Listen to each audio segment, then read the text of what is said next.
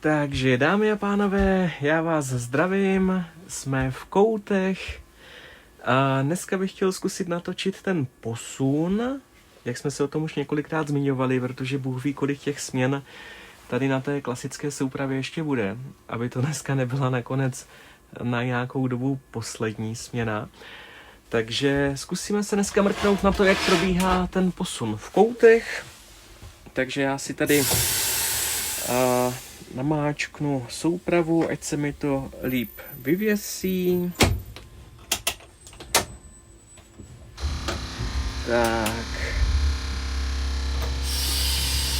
Tak to by mohlo stačit.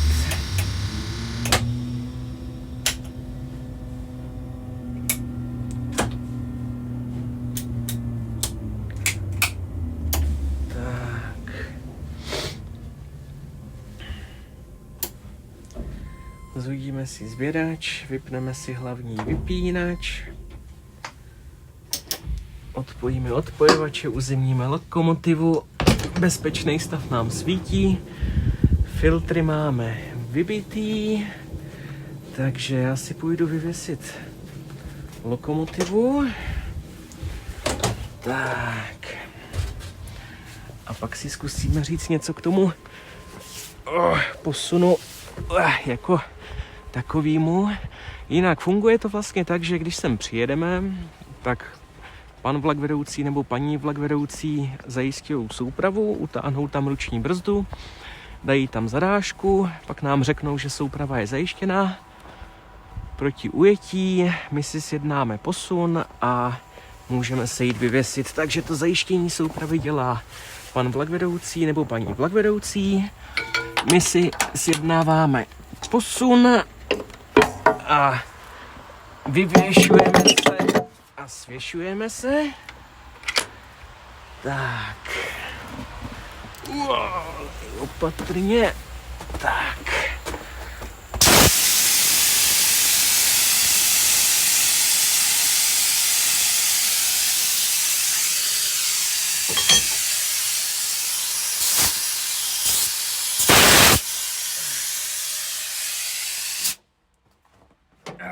Někdy to jde trošičku stuha, jak je tady hromada sněhu a chvilkama i hladu. Tak. Takže to máme a je to. Tak.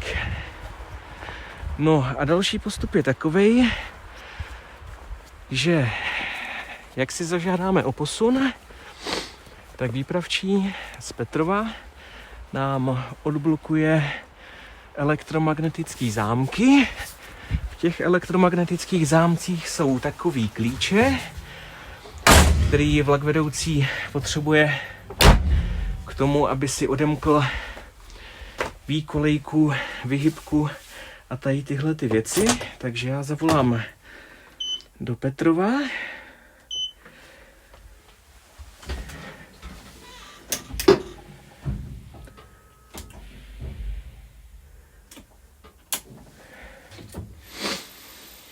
A zde je vlak 3720 v dopravně D3 Kouty na první koleji a já bych vás poprosil o svolení k posunu v dopravně D3 Kouty za účelem oběti soupravy na první koleji a čas potřebný pro posun tak do 13:10, jestli by to šlo, smrček. Já tomu rozumím a děkuju, zatím nasklém. Takže máme dovolený posun, takže paní výpravčí odblokovala elektromagnetické zámky, paní vlakvedoucí si z toho vzala klíč, odemkla a sklopila výkolejku, protože pak bude zapotřebí otočit vyhybku a pokud by ta výkolejka nebyla odemčená a sklopená, tak si z ní nemůže vlastně vzít klíč, který pak potřebuje k otočení té vyhybky. Tady mají ty vyhybky na sobě různé závislosti z hlediska jakoby bezpečnosti, takže paní vlakvedoucí si vezme klíč, ten dá do výkolejky, sklopí výkolejku, z toho si vezme další klíč, ten dá do vyhybky, odemče si zámek od té vyhybky a pak může vlastně tu vyhybku otočit pro ten zamýšlený směr jakoby jízdy.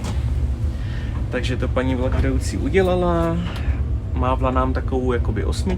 Ta 8 znamená, že máme souhlas posunu, takže my se rozjedeme, zastavíme tady plus minus tady u té lampy. Tak, já si přejdu. Mezi tím, co si přejdu, tak paní vlakvedoucí si přestaví tu výměnu. A pak budeme pokračovat dál. Tak.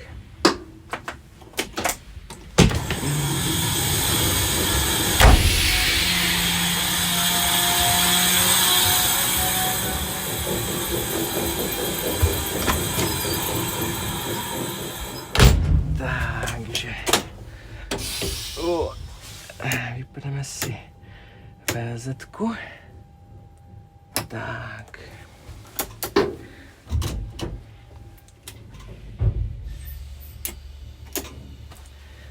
A je to. Tak, máme souhlas k posunu, výhybka je otočená, takže můžeme uhánět.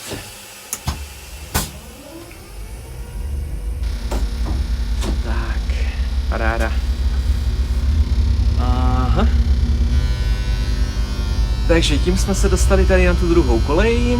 No a teď ještě, aby to bylo úplně kompletní, tak až dojedeme na konec tady toho nástupiště, tak tam si pak můžete všimnout, že bude další elektromagnetický zámek a dá se v něm otočit klíčem, a když tím klíčem otočíte, tak uvedete ten přejezd, který je tady na odjezdu z Koutů, tak ho uvedete do výstrahy.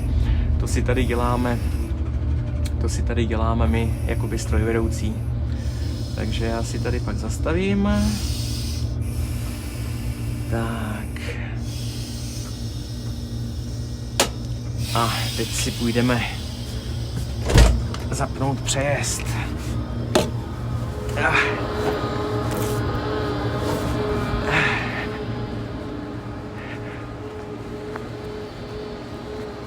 Tak, tady je ten elektromagnetický zámek. Šup. A už to bimbá.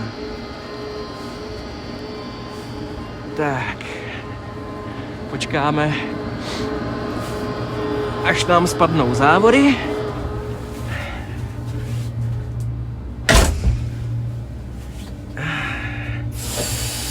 A až tam spadnou závory, tak můžeme frčet. Ono nám tam pořád bude svítit na stůj, ale to ničemu nevadí, protože jak si pak můžete všimnout, tak to návěskydlo je platný pouze pro jízdu vlaku. Jelikož má bílo-červený pruhy stejné délky. My tady řízneme ten vexel, což je tady v koutech dovolené. Nejenom v koutech, ale i v losinách a v loučné, protože jsou tady samovratné přestavníky. Takže my ho řízneme. A na přejezdu si zastavíme.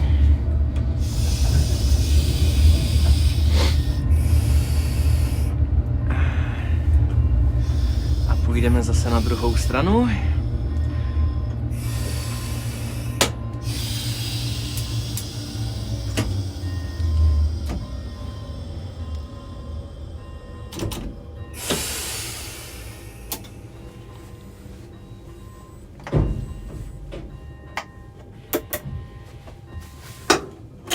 Tak, no a výhoda tady těch přestavníků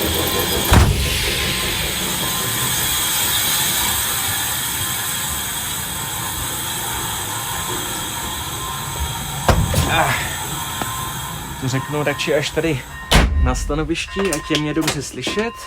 Výhoda tady těch přestavníků je taková, že oni se vám vlastně automaticky přestaví pak na ten původní zamýšlený směr jízdy. Jak vidíte, už se zase výhybka přestavila zpátky, aniž by ji musel kdokoliv nějakým způsobem přehazovat.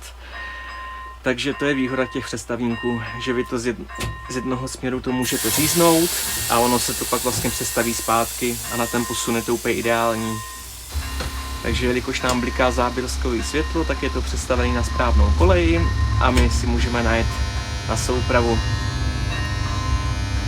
Takže takhle nějak probíhá ten posun v koutech pro lidi, kteří to nějakým způsobem zajímalo, abyste měli nějakou představu. Si můžeme zvednout druhý sběrač, když budeme najíždět na soupravu.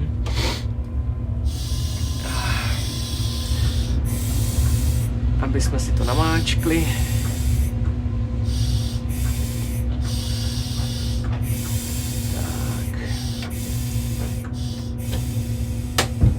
Tak.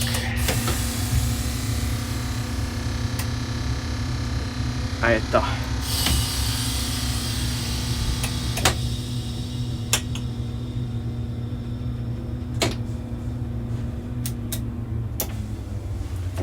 Zabrzdíme si to.